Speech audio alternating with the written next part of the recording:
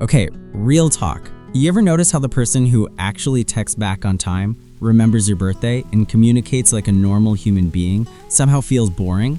But the one who leaves you on read for 3 days, cancels plans last minute, and has more emotional baggage than an airport carousel? Yeah, that one suddenly feels like a mystery you need to solve. Welcome to the beautiful disaster of human attraction, where our brains have apparently decided that chaos is the new butterflies. Let's unpack why we're all walking red flag detectors with broken sensors. So here's the thing. Our brains are wired with something called the reward prediction error system. Basically, when something is unpredictable, our dopamine levels spike like we just won the lottery. A green flag person? Predictable, stable, reliable. Your brain yawns. But a red flag? Oh, they're a slot machine of emotions. One day they're obsessed with you, the next day they're MIA. And your brain goes into overdrive trying to figure out the pattern. It's not love, it's literally your neurochemistry getting high on uncertainty. And let's talk about something called intermittent reinforcement. This is the psychological principle that keeps people hooked on gambling, social media, and yes, toxic relationships. When rewards come randomly and unpredictably, they're way more addictive than consistent rewards. A green flag gives you steady affection. A red flag gives you breadcrumbs of attention sprinkled with long silences. And somehow, those breadcrumbs taste better than a whole meal, because your brain is convinced that if you just wait a little longer, the jackpot is coming. Spoiler alert, it's not. Now here's where it gets spicy. A lot of us are attracted to red flags because they feel familiar. If you grew up in an environment where love was conditional, inconsistent, or came with drama, your brain literally associates that chaos with connection. It's called repetition compulsion. You're not broken, you're just trying to rewrite an old story by dating the same archetype over and over, hoping this time it'll have a different ending. But plot twist, it won't unless you change the script yourself. Let's also acknowledge the fantasy factor. Red flags come with potential. They're projects. You see them and think, oh, if I just love them enough, they'll change, they'll finally see my worth. They'll become the person I know they can be. And suddenly you're not dating a person, you're dating a fantasy version of them that only exists in your head. Meanwhile, green flags show up as they are. No assembly required. But where's the main character storyline in that, right? Except real life isn't a rom-com and you're not a therapist. There's also this thing called the scarcity principle. We want what feels rare or hard to get. A green flag is available, present, interested. Your brain interprets that as low value because, well, if they're that into you, what's the catch? But a red flag is elusive, hard to pin down, emotionally unavailable. Suddenly they feel like a limited edition sneaker drop. Your brain goes into competitive mode. You want to win them over, prove you're worth their time. But here's the kicker, you're competing for someone who isn't even showing up. And can we talk about the adrenaline rush? Red flag relationships are emotionally intense. There's highs, lows, arguments, makeups, jealousy, passion. It feels alive. Meanwhile, a healthy relationship can feel calm, even flat by comparison. But here's what nobody tells you. That adrenaline you're feeling isn't love, it's stress. Your body is in fight or flight mode. You're addicted to the drama because your nervous system thinks it's surviving a threat. You're not thriving, you're just traumatized, and calling it chemistry. Big difference. Let's get into attachment styles for a second. If you have an anxious attachment style, you're likely attracted to avoidant people. It's like a psychological magnet. You crave closeness and validation, they crave space and independence. You chase, they run. You pull, they push. It's exhausting, but it feels normal because it mirrors your internal fear of abandonment. A secure person, a green flag, doesn't trigger that anxiety. So your brain doesn't recognize them as a romantic match. They feel too safe, and that's the trap. Here's another layer. We often mistake emotional labor for depth. If a relationship is hard, if you're constantly analyzing their texts, wondering what they meant, checking if they posted on social media, your brain interprets that effort as investment. You think, I've worked so hard for this, it must mean something. Meanwhile, a green flag relationship feels easy, and easy feels shallow. But easy doesn't mean shallow. Easy means compatibility. Difficulty doesn't equal depth. Sometimes it just means dysfunction with a side of denial. And let's not ignore the ego boost factor. When someone who's emotionally unavailable finally gives you attention, it feels like winning an award. You feel special, chosen, different from everyone else they've ghosted. It's validating in a twisted way. But a green flag gives you consistent attention, so it doesn't feel earned. There's no victory. Your ego isn't involved. And for a lot of us, especially if we struggle with self-worth, that ego hit from a red flag is intoxicating. But validation from chaos isn't real confidence. Now let's talk about romanticizing toxicity. Movies, songs, books, they all glorify the chase, the heartbreak, the dramatic love story. We've been culturally conditioned to think that real love is supposed to hurt, that if it's not complicated, it's not passionate. So when a green flag shows up with healthy communication and emotional maturity, it feels boring because it doesn't match the narrative we've been sold. But here's the truth. Love shouldn't feel like a battlefield. If it does, you're not in love, you're in a war zone. There's also something called the sunk cost fallacy. You've already invested time, energy, emotions into this red flag person. Maybe you've introduced them to your friends, posted them on your story, defended them when people said they weren't good for you. Walking away feels like admitting you were wrong. So you stay, hoping it'll pay off. But staying in something that's not working just because you've already invested in it is like continuing to eat a bad meal because you already paid for it. You're only making yourself more miserable. Let's get uncomfortable for a second. Sometimes we're attracted to red flags because we don't actually want a real relationship. Maybe commitment scares you. Maybe intimacy feels vulnerable.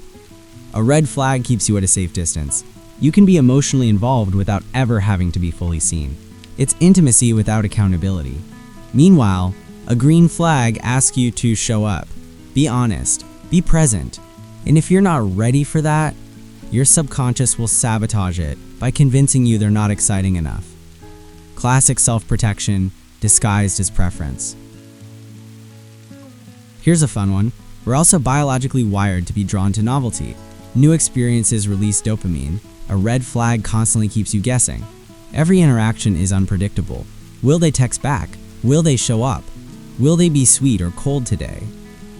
That novelty keeps your brain engaged. A green flag, on the other hand, is consistent. Your brain knows what to expect. And while that's psychologically healthy, it doesn't trigger the same dopamine hit. So we mistake boredom for lack of attraction when really, we're just chemically spoiled. And here's something most people won't admit. Sometimes we're attracted to red flags because we don't think we deserve green ones. Deep down, if you believe you're unworthy of healthy love, you'll unconsciously choose people who confirm that belief. It's called confirmation bias. You think you're hard to love, so you pick someone who proves it by treating you poorly. Meanwhile, when someone treats you well, it feels suspicious. Like they don't really know you yet. Once they do, they'll leave too. So you reject them first. Self-sabotage is a hell of a drug. Let's talk about the hero complex. Some of us are attracted to red flags because we want to be the person who saves them, the one who loves them back to life. It gives us purpose, makes us feel needed. And if you've ever felt invisible or unimportant in your own life, being someone's emotional savior feels meaningful. But here's the harsh truth. You can't fix people. You can't love someone into healing. And building a relationship on the foundation of someone else's brokenness isn't love. It's codependency with a romantic filter. Now here's where it gets really real. A lot of us avoid green flags because they reflect back our own emotional work we haven't done. A healthy person will call out your unhealthy patterns. They won't tolerate your avoidance, your defensiveness, your inability to communicate. And that's uncomfortable. A red flag won't challenge you because they're too busy being a mess themselves. So if you're not ready to grow, you'll keep choosing people who let you stay stuck. It's not about them, it's about what you're willing to face in yourself. Here's another psychological kicker. We often confuse anxiety for attraction. When you're with a red flag, your nervous system is on high alert. You're anxious, obsessing, checking your phone, replaying conversations. Your body is flooded with cortisol and adrenaline. And because your heart is racing and your stomach is in knots, you think that's passion. But when you're with a green flag, you feel calm, secure. And because there's no anxiety, you assume there's no spark. But calm isn't boring. Calm is what actual love feels like when you're not in survival mode. Let's also talk about emotional unavailability as a defense mechanism. If you've been hurt before, red flags feel safer because you know they won't get too close. You can keep one foot out the door. There's always an exit strategy.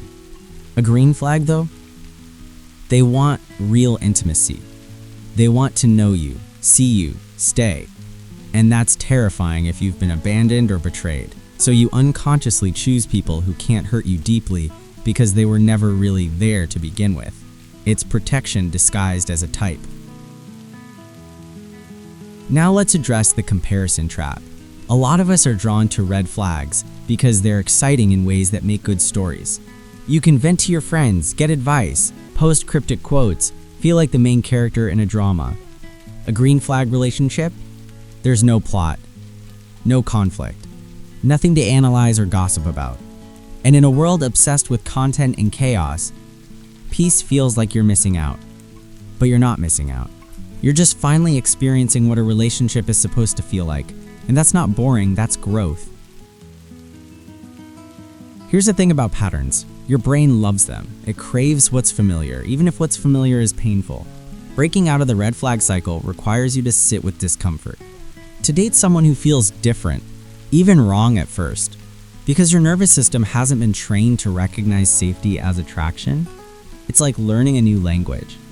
At first, it feels clunky and unnatural, but over time, it becomes fluent. Choosing green flags is a practice. It's retraining your brain to value consistency over chaos.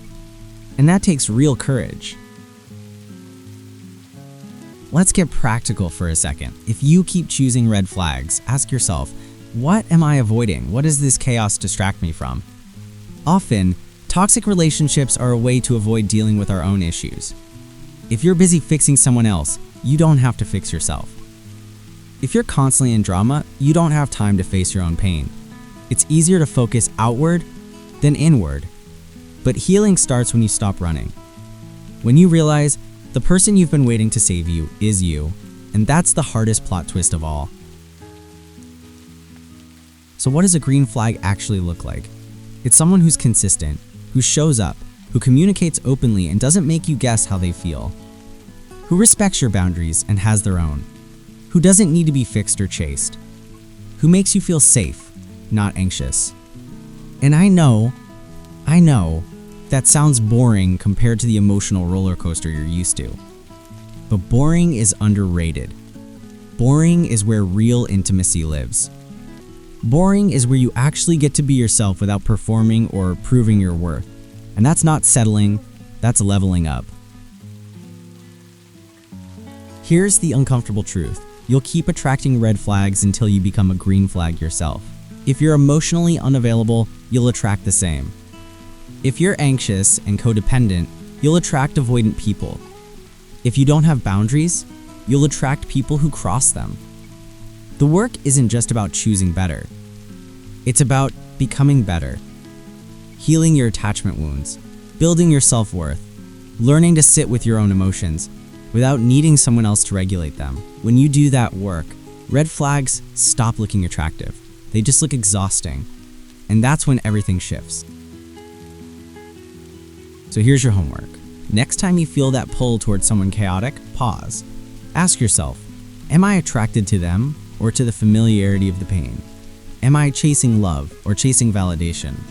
And when a green flag shows up, don't run just because it feels too easy.